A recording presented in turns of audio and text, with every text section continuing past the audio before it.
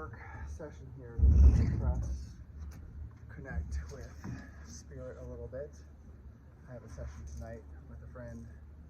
I'm dropping kind of deep, so I'm going to do a little of my shamanic drumming. What that means is just getting into the space of tapping into my will, the will that sees the future, that is not so much wrapped up in the right now, the human side of me. But you might notice I start to shift and change how my body moves, how I play the drum, based on how deep I drop into that space. So it's a really neat space that I've known for a long time. In church, I would play drums, and it would usually take a song or two, and I'd drop in to something beyond me, something that is the creative force you might call God, higher self. But my ego disappears, and I get to just play in a space of talking with the drums. So I hope you enjoy. Understand I'm not a professional here at hand drums, but this is a pursuit of mine, both in drumming and in shaman work, the work of willing into being. So I don't know if I want to play on this too much, but it was Arabic. I looked up Shah. It is Shah of a country. Shah is the ability to will into being. Shaman was somebody who was usually a man, but capable of imposing their will upon reality. So I think it's really neat when we can drop in deep and we can go beyond ourselves and look at the will with a capital W, the will of God, the will of Allah, the will of the all. And that's what I feel when I drop in. It's the same thing I feel when I do massage work. You get in 20 minutes in or so, and you start to realize that you're not actually doing the work, that it's something going through you, helping others. And I would say that's the healing power of God. So I hope you can hear okay. I trust this to be edifying for everyone who listens.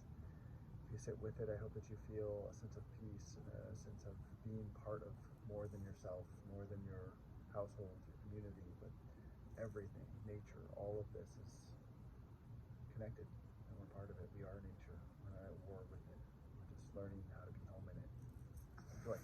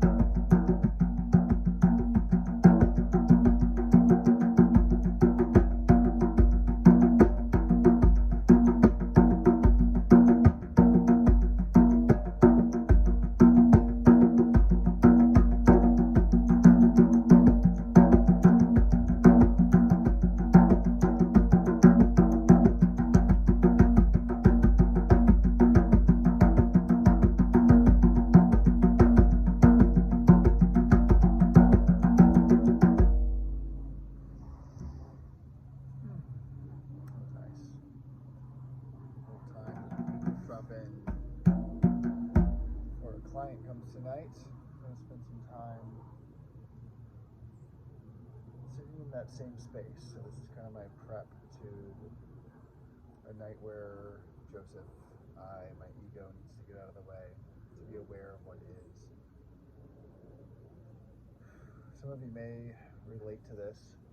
There's a certain amount of ego death, we'll call it, that can occur with marijuana.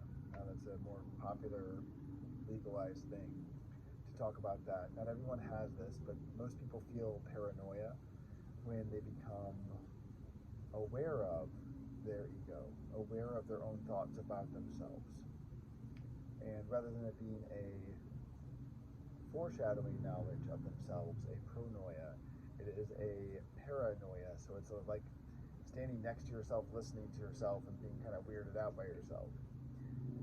This is usually a predecessor to the point of what I call ego death, of getting rid of that version of yourself you're listening to, becoming the one who is aware of yourself. So like I listen to myself playing drums, I'm not actually the one playing the drums, I'm the body playing the drums, but I'm the awareness of the drums being played. It gets really esoteric, and it could be like I'm also the drum being played, and I'm the sound and the vibrations in the air, but there's a certain level of dropping in. People who know this from church, you drop into a space of being one with God, of feeling love and feeling total connection to the deity you're worshiping. But I like to bring that into a little bit different space for those of you who are not maybe as aware of the Christian world, of church, and maybe for the Christians who are not aware of how similar things are in the world outside of church. But there's a way to be a part of the all, a way to tap in, maybe through drumming, through dance, through giving speeches. I've had this happen at times where you speak the things that are true, but you don't think those things. They're just naturally coming out. In a way, I'm doing that a bit here. There's not a lot of thought. I don't have a script. And sometimes you say these things that you're like, wow, that's really deep. It's different than how I would have said it maybe, but it came out the right way. I sense that in a lot of the people that I've seen who are teachers, who are important figures in the lives of people around them, that they're not speaking from their own head knowledge. While that may be there, they're speaking from their heart. They're speaking from a truth that's deeper and intrinsically connected, I say behind me, to a source that's not Joseph. It's not human. And yet it's so deep in the core of who I am. So I really appreciate you letting me share this with you. This is an example of the type of thing that I want to be able to step into with my ISTA training. I desire to go into the sacred temple arts and experience what it's like to take these skills from drumming to massage to open awareness and conversation and seeing others to another level, to seeing the pain that people carry and offering that connection that is not Joseph connecting to someone in pain, but the creator in me connecting to that pain and offering a way out of it. So, like we usually say, most of us who work in the space of healing, we're not healers, we're facilitators for healing. So we bring that awareness and that presence of God into a situation where someone can see God in themselves. They can see that they're choosing suffering and that they're choosing to hold on to hurts and pains and egoic things that cause suffering. And in that way, it's kind of a paradox that we get to become healers when actually we get to heal ourselves so that we don't exist. And I might end with this. This is a thought, one of those moments today I felt like I spoke something that was not me to a friend. My friend commented on it, and I'm like, that's fire. I'll see if I can bring that back in. It was pretty deep. Having grown up in Christianity and seeing that most of us in Christianity are most concerned with salvation. We're most concerned about our own souls and then the souls of those around us. And this idea of what I'm talking about, of the ego, the self, the me existing, I see that as a ceiling of sorts, or the focus is in ego still, that our desire is eternal life, our desire is to continue living and not to go burn in hell forever. And I see that as a roadblock. There's a roadblock that's created in that I must survive in the most perfect way possible and with no suffering. Still puts me in a place of selfishness. When what I see as a possibility beyond heaven and hell, beyond salvation, if we aren't worried about salvation, if there's no way for us to actually die, then there is no need for the whole system to point us towards salvation. And in actuality, what I feel is that life is eternal, that we are eternal beings, and there is no fear of death. There is no fear of going to hell, because we are one with the Creator. And that's what Jesus pointed to in his stories, was that he was one with the Creator. He was in the flesh. He was here living with us and telling us that we're creating our reality as we go, that we are creators, that we are the ones who are responsible for our lives. And to abdicate that responsibility to anyone, even Jesus, that was not the point at which he was saying, I am the Son of God, I am saving all of you, but saying, I am the way, I am the truth, I am the life. Tap into the Father, be one with the Father as I am one with the Father.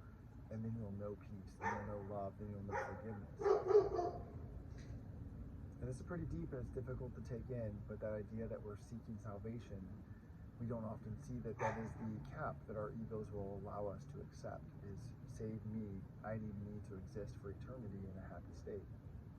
And what I just experienced there, and what maybe some of you know, is the experience of non-existence, of non-being, of being outside of your body and not connected to me or mine or I. And I think that's what all of us should strive to be at, is that place where our egos and our desires and our needs come secondary to what is God wanting for our lives. What is it that serves the Father, his will be done on earth as it is in heaven, that our minds get pushed aside and we have thoughts and actions that are in alignment with a higher reality. So this is very controversial for all of my Christian friends, I'm sure, and it's also truth. And so, in as much as anything can be truth, the peace I know when I play drums, the peace I know when I give massage, the peace I know when I'm speaking from my heart and trusting, that is what we're called to. That is being a follower of Christ. To do anything less is to pretend.